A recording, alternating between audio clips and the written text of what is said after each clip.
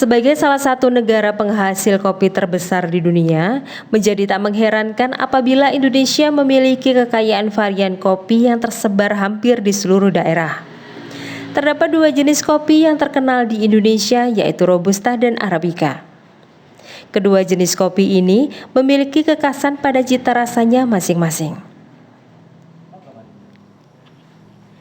Di Kabupaten Madiun, Jawa Timur, terdapat kopi Robusta yang memiliki kekhasan rasa yang tak kalah dengan varian kopi dari daerah lain, yakni Robusta Willis. Kabarnya, kopi ini sudah ada sejak masa kolonial Belanda dan salah satu yang tertua di Pulau Jawa. Mungkin audien mungkin belum tahu bahwa di Madiun itu ada perkebunan kopi terbesar se-Asia Tenggara. Se-Asia Tenggara. Se-Asia Tenggara pada waktu zaman kolonial Belanda. Oke. Jadi itu yang histori atau sejarah yang saya pelajari, yang saya cari referensinya. Memang Madiun itu punya perkebunan kopi terbesar se-Asia Tenggara. Kalau nggak salah data yang saya ambil, luasan perkebunannya adalah 1.500 hektar. 1.500 hektar. Jadi, itu sekarang masih dengan jumlah hektar yang sama atau gimana? Kalau perkebunannya tetap jumlah hektar yang sama. Oke. Jadi itu yang mendasari saya kenapa saya harus mengangkat kopi lokal Madiun. Iya. Karena sejarahnya sangat tinggi. Ya, ada faktor historis. Ada faktor historisnya yang membuat saya harus ikut.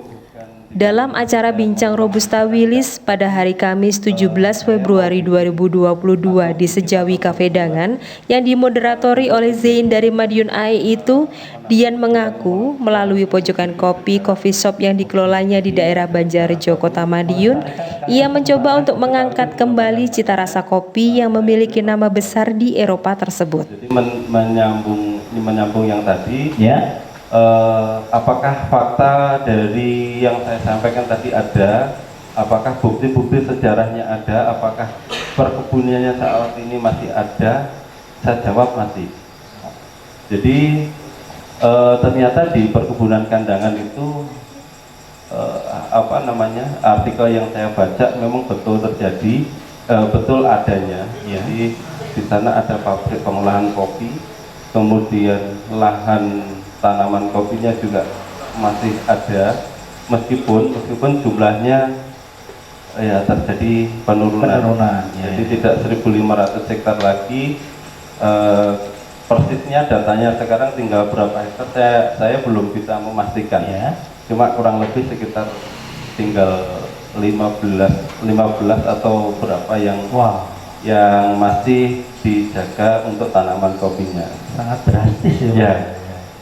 Selain itu juga selain sejarah, jadi kebetulan kenapa saya memberanikan diri tadi ya Mas ya, coba mengangkat kopi lokal Madiun. Kebetulan saya dulu punya kakek yang tinggal di sana Mas. Jadi waktu kecil saya tahu persis perkebunan kopi itu indahnya seperti apa, saya tahu persis. Ya, Putra Kare Mas. Bukan. Oh bukan. Kakek yang di sana. Oh, kakeknya yang tinggal di sana. Kebetulan menjadi pegawainya PT Perkebunan. Oke. Jadi saya tahu persis dulu itu ya masih kecil Mas ya. Tahunya kan ini tanaman kopi. Pak, begitu sudah saya beranjak menjadi pelaku usaha bisnis kopi ini, justru saya datang ke sana malah ini Mas. Nggak kelihatan. Aku bermemori dulu rumahnya mbahku dek mana. Terus kebunnya kopi saya ingin di kok gak enak. Jadi dari situlah saya akhirnya coba menggali apakah masih ada sisa-sisa. Jadi waktu itu hanya sisa-sisa apa masih ada.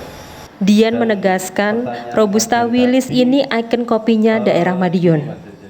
Oleh karena itu, upayanya untuk mengangkat kembali nama Robusta Willis agar masyarakat tahu bahwa Madiun punya kopi khas yang bersejarah. Sebagian besar mungkin banyak yang belum tahu juga dulu Fidel Castro kan sahabatnya Bung Karno yang masih jadi pernah diajak Bung Karno ke perkebunan Kandangan, ngopi di sana. Bung Fidel Castro bilang bahwa Robusta yang di sini ini salah satu yang terbaik dunia. Itu Fidel Castro ya? Fidel Castro. Cuma waktu itu saya juga mempertanyakan, masa kopi seperti ini katanya terbaik.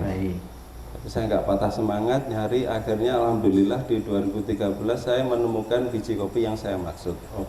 Jadi itu. Terus berikutnya menyambung yang tadi Mas,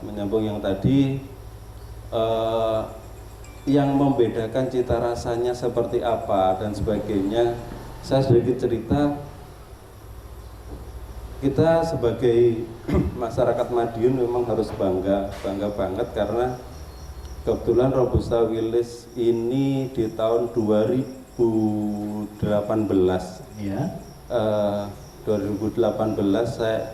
saya ikutkan kontes atau lomba di Jawa Timur. Ya alhamdulillah saya dapat juara 2 di Jawa Timur. Itu tahun 2018.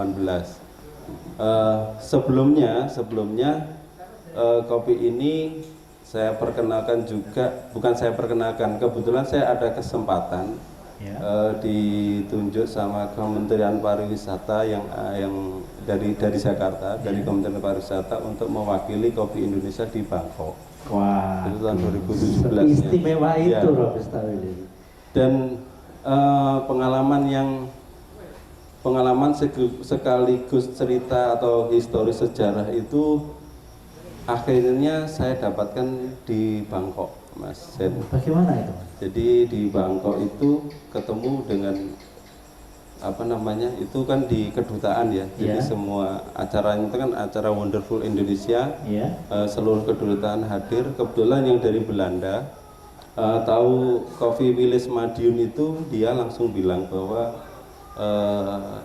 katanya the legend is back. Jadi dia sudah lama tidak minum itu. Jadi kopi Madiun di Eropa, itu dulu sempat favorit dan terkenal dengan brand Java Coffee atau Cangkir Java. Jadi ada 2 brand, jadi Java Coffee sampai Cangkir Java. Dan itu karena hebatnya kopi sendiri, mungkin sebagian audiens tak pernah merasakan di era-era itu ada aplikasi yang namanya Java di HP. Itu kan gambarnya cangkir. Dari itu inspirasinya dari situ. Ini pengetahuan baru ini. Jadi itu Mas, kenapa saya bilang bahwa kita harus berbangga dan ya kita harus bersatu untuk mengangkat kopi Madiun. Cuma harapan saya adalah begini. Jadi karena memang kondisi hasil buminya juga sangat terbatas sekali, makanya saya bikin untuk Robusta Willis ini menjadi salah satu kopi yang mau saya yang eksklusif, jadi bisa dinikmati hanya di Madiun. Orang ini ternyata sejarah Madiun itu kita bisa ini sesuatu yang sangat membanggakan ini. Dan kita sebagai putra Madiun tidak banyak yang tahu. Mungkin dari banyak penduduk Madiun hanya berapa persen ya Mas Dian yang tahu. Dari Sejawi Kafedangan, Kota Madiun, Lensa Indonesia melaporkan. Saya sempat ngobrol sama Mas Den ya, sama Mas Den. Jadi memang kalau kita berbisnis kopi sudah berapa lama, tadi saya bilang baru 11 tahun. Mas Den juga bilang 11 tahun itu sudah punya KTP katanya. Tapi besar itu. Sudah besar, tapi kenyataannya kekedalamannya Mas, kalau kopi itu sangat menarik. Kemudian pengetahuan itu tidak akan puas, jadi bahkan kita tetap harus selalu menggali. Jadi